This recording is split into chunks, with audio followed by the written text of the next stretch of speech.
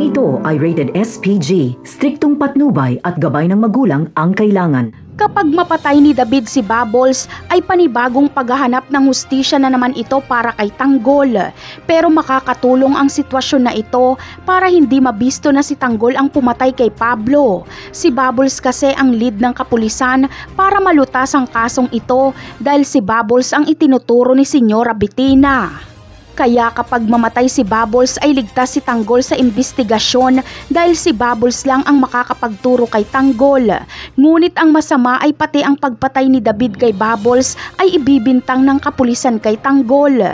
Iisipin kasi nila Rigor na ang pumaslang kay Pablo at Bubbles ay iisa. Ginawa umano ito ng suspect para patahimikin si Bubbles. Kaya kay Tanggol na naman ibibintang ang kasalanan ni David. Samantala, umaasa naman si David na ikakasal na sila ni Catherine dahil tinupad niya ang utos ni Senyora Bettina na itumba si Samantha. Ngunit hindi ito mangyayari dahil agad nasisiklab ang gera sa pagitan ng mga Caballero at Montenegro. Tagumpay kasing makakarating sa hideout sila Tanggol at ang kanyang mga kaibigan. Kaya agad silang haharapin ni Senyor Facundo at kapag makapagpahinga ay agad sisimula ng kanilang trabaho.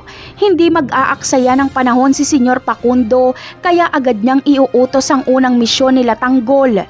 Ito ay ang sugurin ng bodega nila Ramon at harangin lahat ng mga transaksyon ng mga Montenegro.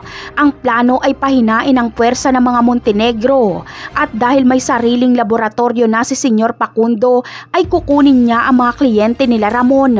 Napakarami pa nating dapat abangan sa mga susunod na episode. Paalam!